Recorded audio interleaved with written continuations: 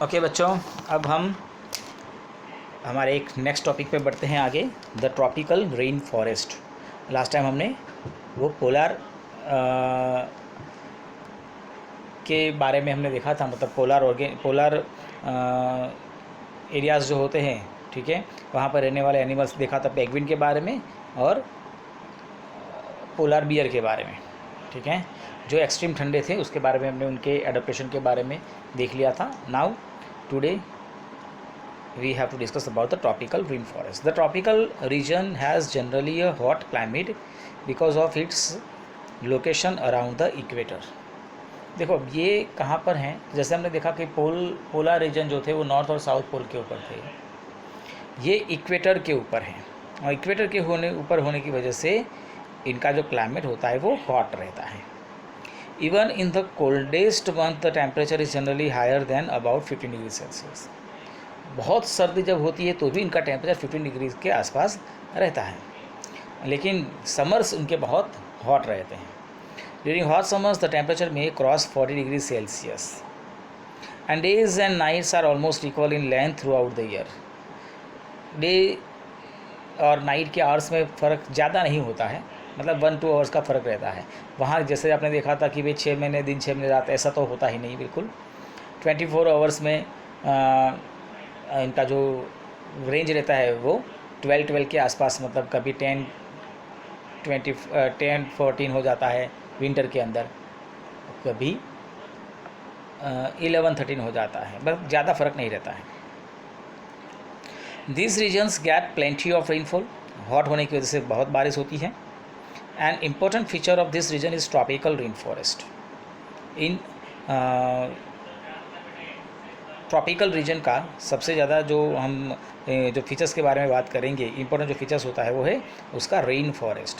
Tropical rain forest are found in the Western Ghats like in Assam in India, South East Asia, Central America and Central Asia. तो ये tropical rain forest आपको यहाँ देखने को मिलेंगे, western Ghats and Assam, ये दोनों जगह पर इंडिया में, then after South East Asia में, सेंट्रल अमेरिका में और सेंट्रल अफ्रीका में। Because of continuous warmth and rain the region supports wide variety of plants and animals. यहाँ का जो टेम्परेचर है वार्म होता है, गर्म होता है, और बारिश बहुत ज़्यादा होने की वजह से यहाँ पर सबसे ज़्यादा आपको वैरायटी देखने को मिलेगी प्लांट्स और एनिमल्स की।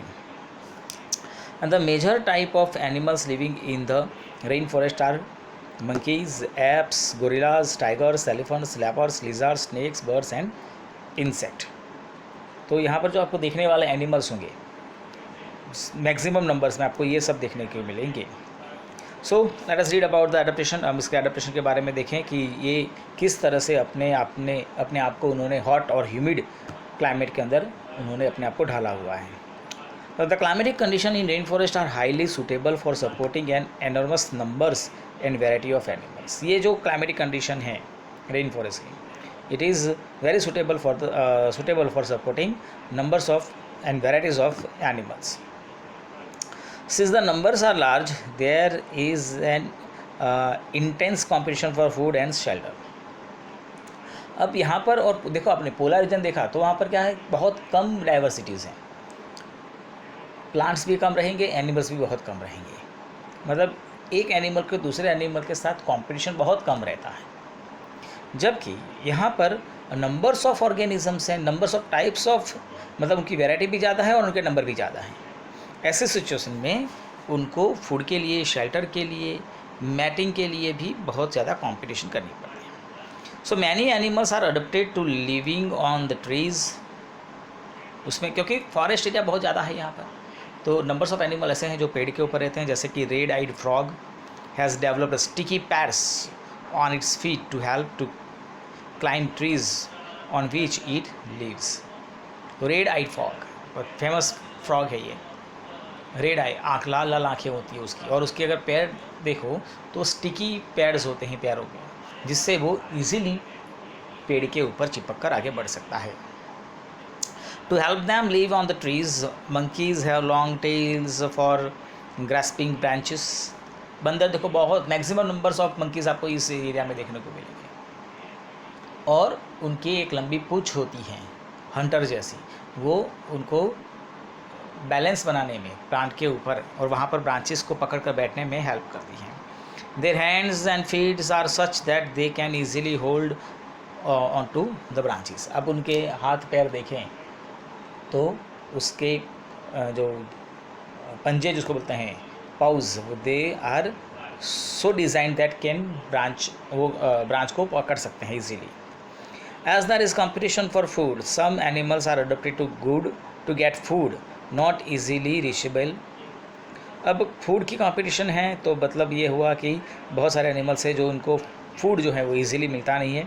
On a striking example is that the bird toucan which possess a long large beak. This helps a toucan to reach the fruits on the branches which are otherwise too weak to support its weight.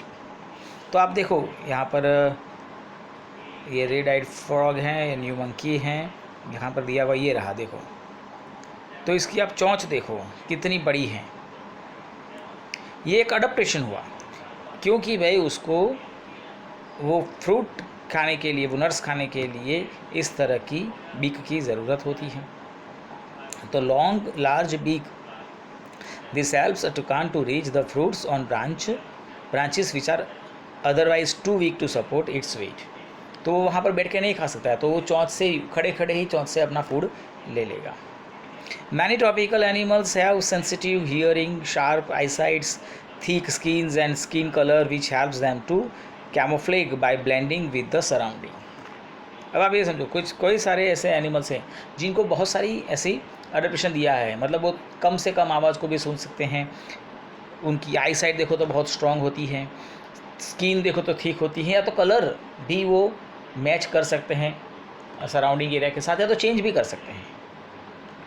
ठीक है, this is to protect them from the predators. इनसे वो अपने predator से बच सकते हैं, मतलब कोई शिकारी अगर आसपास में है तो वो अपने आप को छुपा सकते हैं। For example big cats, lion and tigers, they have thick skins and sensitive hearings. The lion tailed macaque which is known as beard ape, बंदर हैं ये, आपको देख रहा है ऊपर ये रहा। दे lives in the rainforest of Western Ghats, and its most outstanding feature is the silver white mane which surrounding the head from the cheeks down to chin, and it's a good climber and spends a major part of its life on the tree. तो अब इसके मुंह को अगर देखें आप, यहाँ पर क्लियर दिख रहा है, तो आपको दिख रहा है वो वाइट सिल्वरी पार्ट्स उसके मुंह को कवर किया हुआ है। ये इसका एक फीचर है। ये अपनी लाइफ का मैक्सिमम समय जो है वो ऊपर ही, पेड़ के ऊपर ही रहता है। बहुत कम ऐसे चांसेस होंगे जहाँ पर वो नीचे उतरते हैं।